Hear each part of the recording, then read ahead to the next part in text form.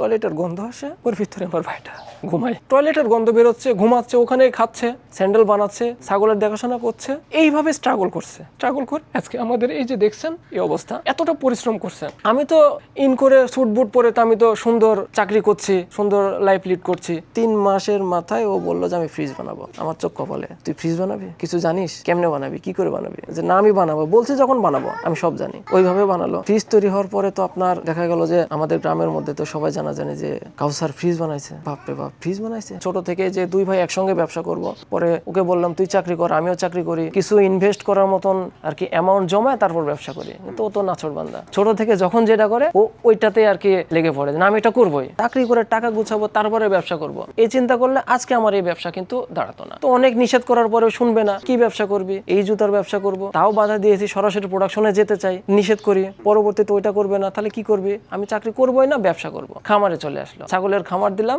13,000 টাকা ইনভেস্ট নিয়ে শুরু, আস্তে আস্তে রিইনভেস্ট করতে 1 বছরের মাথায় দেখা গেল যে কোনো প্রফিট ওইভাবে আসে না। পরবর্তীতে 22 সালের এপ্রিল মাসে হঠাৎ করে একদিন বললো যে ক্যাঙ্গারু যে আমাদের যে ব্যবসার জুতা, এইটা আমি ঢাকা থেকে নিয়ে আসবো, নিয়ে এসে শুরু করব। তখন আমি সিলেট থেকে ছুটিতে এখানে আসছি। তো ঠিক আছে, শুরু কর যা। এখন টাকা কিভাবে কোন জায়গায়? খামারে আছে মাত্র ক্যাশ টাকা 6,000 টাকা, এটা নিয়েই আর কি যাওয়া ছাড়া উপায় নাই। আমার কাছেও তখন মানিব্যাগে কোনো টাকা নাই, শুধু বাস ভাড়াটা আছে যে ফ্যামিলিকে নিয়ে সিলেটে পৌঁছাইতে হবে। ওয়ালটন এসি এক্সচেঞ্জ অফারে এখন যে কোনো ব্র্যান্ডের পুরাতন এসি বদলে নতুন ওয়ালটন এসিতে উপভোগ করুন 25% ছাড়। Walton air conditioner, comfort without compromise. ছাগলের খাবার কেনার জন্য যে 6,000 টাকা রাখা ছিল, যে এই টাকা দিয়ে আগামী দিনগুলোতে খাবার কিনতে হবে, তাছাড়া ওরা আর কি খাইতে পাবে না। তখন আমি ওকে বললাম যে সমস্যা নাই, আল্লাহ তাআলা একটা ব্যবস্থা করে দেবে, এই টাকা নিয়ে তুই ঢাকাতে যা, ছাগলের খাওয়ার একটা আমি ব্যবস্থা করতেছি। অত্যন্ত একটা সাহসী ছেলে এবং অত্যন্ত মেধাবী। ও একবার যেটা দেখে ওর মাথায় গেঁথে যায়। আমাদের যে হাইড্রোলিক মেশিনটা দেখবেন, ও নিজের হাতে তৈরি করা।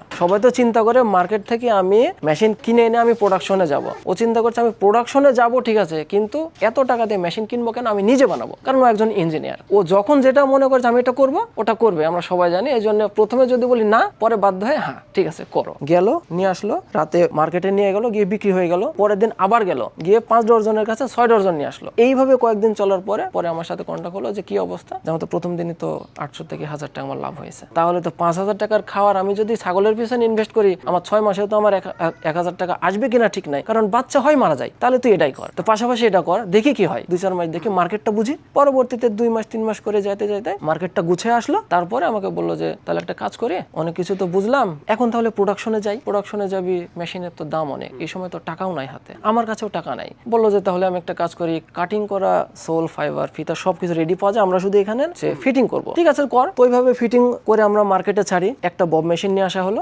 ফিটিং করে মার্কেটে ছাড়ে। এইভাবে আর কয় মাস চললো। চলার পরে বললো যে না এভাবে হচ্ছে না, আমি যদি বাইরে থেকে কাটিং করে নিয়ে আসি তাহলে তো ওইখানে আমাকে আরো বিল দেওয়া লাগে, বেশি দাম কিনতে পারছি না, যার কারণে বাইরে থেকে আমি কাটিং করা নিয়ে আসলাম, আমি মেশিন তৈরি করব। তখন ও আব্বার সাথে ঢাকাতে গেল, গিয়ে কাঁচামাল নিয়ে এসে লেদ মেশিনের কারখানায় গেল, গিয়ে আপনার সবকিছু মেশিন তৈরি করে ফেললো। তৈরি করে দেখা যায় যে আপনার আমরা তো নিয়ে আসতাম রেডিমেড, ওখানকার থেকে আরো বেশি প্রফিট হওয়া শুরু করলো। ওর যে কষ্ট আমি সরাসরি চোখে দেখার সুযোগ খুব কম হয়েছে, কারণ ফার্মাসিউটিক্যাল জব ছুটি পাওয়া যাইতো না, শুধু মা গল্প করতো কি পরিমাণ কষ্ট করছে। ছাগলের খামার যেখানে ছিল, ছোট্ট একটা থাকার জায়গা, সাইডে আপনার টয়লেট। আমি শুধু তো দেখা যতটুকু পারছি আমি টাকা দিচ্ছি, যা করার ও কিন্তু করছে, শুধু কানেই শুনছি। বলতে পারেন যে আমার বয়সে ছোট, কিন্তু বুদ্ধিতে আমার থেকে বড়। এই যে এতগুলো ওয়ার্কার এখানে কাজ করছে, এরা তো একদিনে তো হয়নি, দিনে দিনে রক্ত ঘামানো আর কি পরিশ্রমের ফল। রাত্রি 2টা-3টা পর্যন্ত বানাচ্ছে, সকালবেলা এসে আবার মার্কেটে যাই, অর্ডার নেয়, নিয়ে বিকেলে ডেলিভারি দেয়। এইভাবেই চলতে দেখেন এই যে একটা মেশিন হলো। মেশিন হওয়ার পরে আমার প্রথমে আর কি চাকরি ছেড়ে দিব, বাসা থেকে আমাকে নিষেধ করে যে না চাকরি এখন ছেড়ো না, আরো কিছুদিন চাকরি করো, কারণ এখন চাকরি ছাড়বা, চাকরি ছেড়ে এখানে এসে যদি ভালো কিছু না হয়। তারপরেও ভয় যে একজন তো এটা করছে, আরেকটু ভালো হোক, তারপরে তুমি আসো। এদিকে কাউসার আমাকে বলো যে তুমি চলে আসলে ভালো হয়। পরে অনেক চিন্তা ভাবনা করে দেখলাম না, আর হচ্ছে না। তার কথা শুনে যে আসছি, যে এখনই চলে আসছি, ভালো হয়েছে, খারাপ হয় না। মার্কেট ডে বাই ডে বাড়ছে, প্রোডাকশন ডাবলের থেকেও বেশি। এখন মার্কেটিং নলেজ যদি না থাকে তাহলে এই পাগলামিতেও কাজ হবে না। আমি শুধু প্রোডাকশন করব, করে মেশিন পত্র কিনে নিয়ে আসবো, আমি প্রোডাকশন করে থুয়ে দিলাম, মার্কেটিং করতে পারলাম না, তাহলে তো আমার প্রফিট আসবে না, সেলস আসবে না। ও পাগলামি যেটাই করে সেটাই ইফেক্টিভ এবং ভালো কাজের জন্যই করে। ডিপ্লোমাতে ভর্তি যখন হলো চাঁপাই পলিটেকনিকে, ভর্তি হয়ে কিভাবে কেমনে কি কত খরচ পড়ছে সবাই দেখতে আসে। আমার ছোট ভাই আমার পরিবারের জন্য, আমার জন্য বড় ভাইয়ের যে কাজ, সেই কাজটাই করছে।